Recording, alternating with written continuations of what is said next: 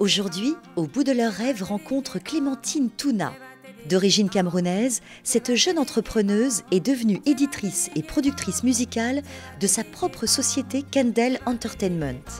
S'occupant d'artistes à succès, elle collabore aujourd'hui avec les plus grandes sociétés de production américaines comme Sony Pictures.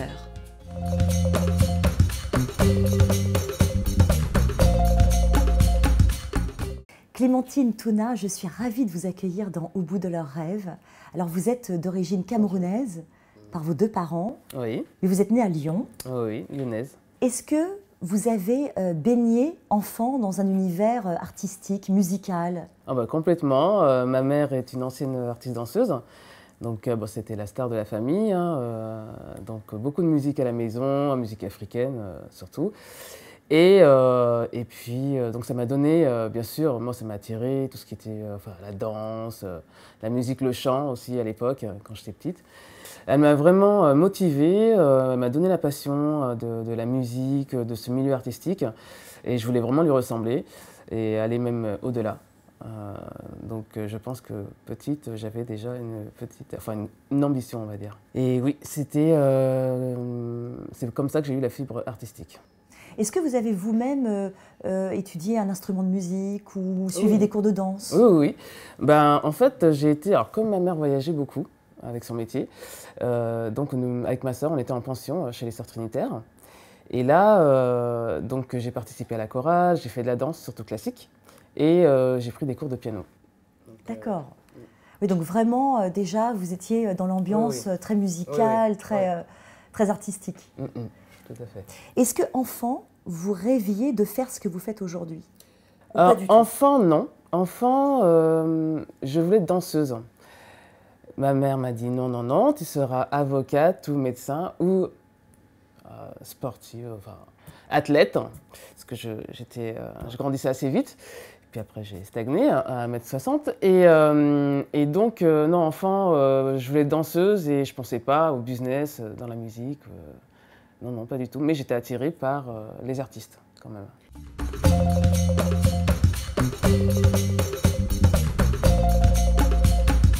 Et puis, Clémentine, tu montes à Paris, tu suis ta sœur qui a tracé la voie vers Paris. Et là, qu'est-ce qui se passe à Paris? Alors, je me lance. C'était un choix assez difficile de oser, en tant que petite provinciale de Lyon, de monter à Paris. Ma sœur, qui faisait des études de mode, m'a motivée, en fait. Voilà, elle m'a motivée et je me suis dit, bah allez, Paris pour travailler dans la musique. Je ne savais pas quoi, mais je voulais travailler dans les maisons de disques, je voulais travailler avec des producteurs près des artistes. Mais je ne savais pas comment. Tout ce que je savais, c'est que je ne voulais pas travailler à la Fnac. Voilà. Voilà. Donc je monte à Paris et là, je recherche du travail, etc. Et là, un label important va faire appel à tes services. Tu vas rentrer dans ce label en tant que assistante. Oui, assistante artistique. Alors déjà, tout de suite dans le département artistique. Donc ça m'a permis de travailler avec des artistes, des auteurs-compositeurs. D'apprendre le métier. D'apprendre le métier sur le tas, parce que je n'ai pas fait de formation. Donc ils m'ont donné la chance, ma chance. Et, un gros label d'ailleurs. Un gros label qui s'occupait de Kylie Minogue, donc bon, déjà international. De Cher. De Cher, Enrique Iglesias, Tina Turner aussi. Donc voilà, et j'ai vraiment appris sur le tas. Et là, je me suis dit waouh. Et là, tu grimpes, tu deviens directrice artistique. Oui. Et là, ça te permet finalement de complètement maîtriser un petit peu toutes les ficelles du métier. Voilà, toutes les ficelles du métier, le business. Parce que c'est bien beau d'être, puis le studio, bien sûr, j'aimais être en studio avec les artistes, les auteurs-compositeurs, mais aussi suivre les chansons dans le business, les œuvres, les droits, etc., les droits d'auteur, tout ça, j'ai appris grâce à ce label. Et, ça a été finalement une magnifique formation, quoi, sur le terrain. Oui, et j'apprends toujours encore là, mais sur le terrain, oui, magnifique formation.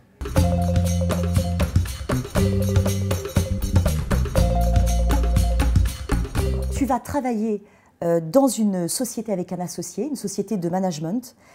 Tu vas t'occuper notamment de Sochai, qui travaille avec Timbaland. Est-ce que tu peux me parler de ce moment-là? Il a été important aussi, ce moment-là. Oui, très important, parce que Sochai, je l'ai connu donc, dans mon ancien... quand j'étais directrice artistique, j'ai croisé sa route. Et donc voilà, et on a décidé de travailler ensemble. Je me suis occupée donc de ses affaires artistiques. Et là, c'était bien pour elle, parce qu'elle collaborait à ce moment-là avec Timbaland. Timbaland, elle a signé un contrat.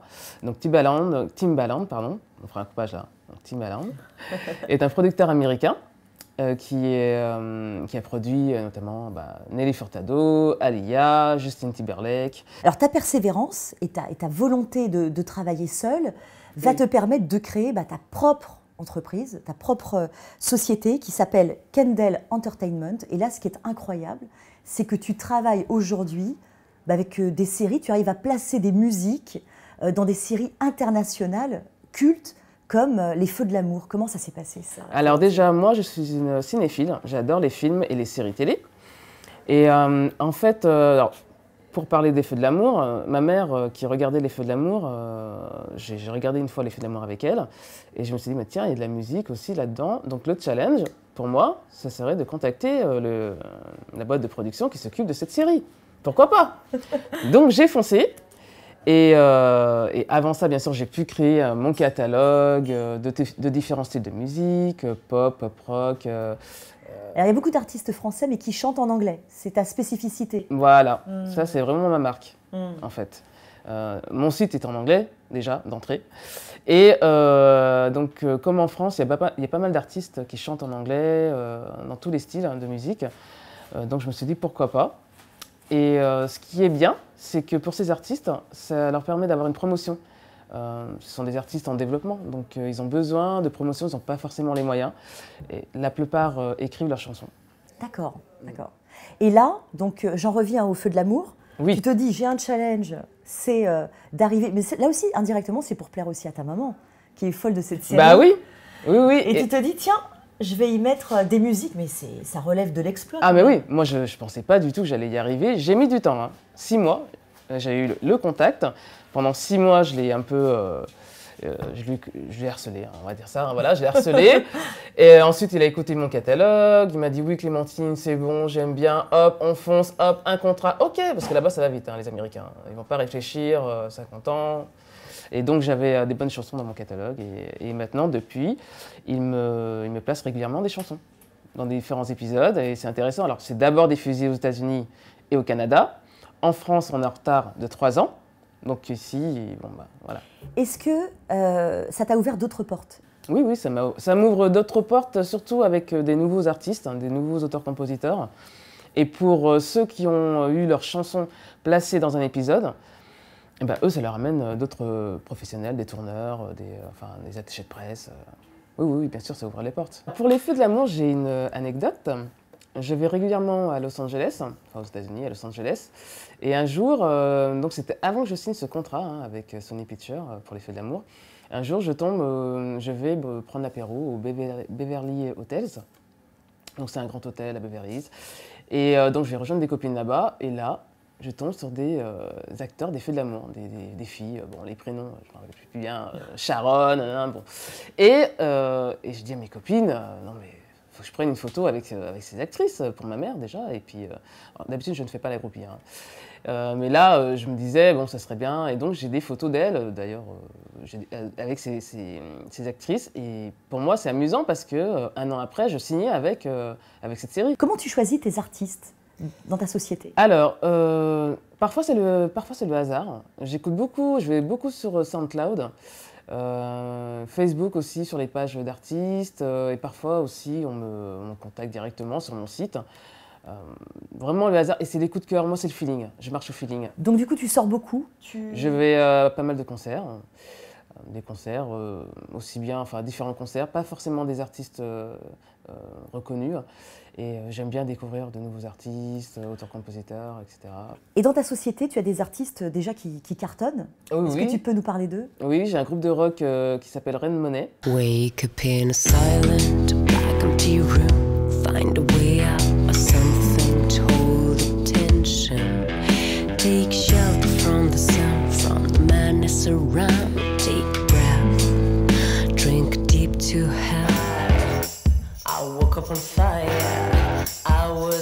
passing by, I was goddamn down. I fade out. Alors, Reine Monnaie, donc c'est deux jeunes artistes, hein, Laure et Arnaud. Et ils ont sorti donc un single, un album va bientôt sortir aussi, et je leur ai placé un titre, 2 titres même dans Les Feux de l'amour. Donc ils sont contents et eux, ça leur a amené des choses aussi. C'est marrant qu'un groupe rock se retrouve dans Les Feux de l'amour. Mais oui, mais en fait cette série aime beaucoup tout ce qui est ballade, pop rock, country aussi, tous les styles, tous les styles. Et je vais essayer de leur placer quand même une chanson en français. C'est mon challenge avec eux.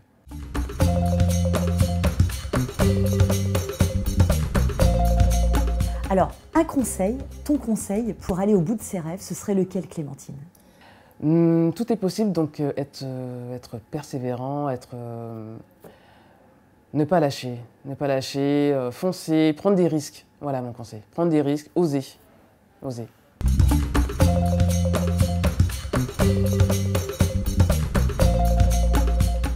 Ton prochain rêve? Mon prochain rêve, ça serait d'évoluer encore en tant que businesswoman, avoir donc cette même carrière, la même carrière que Jay-Z, mais en tant que businesswoman. C'est-à-dire que Jay-Z, c'est un très grand businessman aux États-Unis et dans le monde entier. C'est une référence? C'est pour moi une référence. Donc voilà, c'est pas féminin, mais c'est voilà. Merci beaucoup, Clémentine. Merci à toi, Nathalie. J'ai été ravie de te recevoir.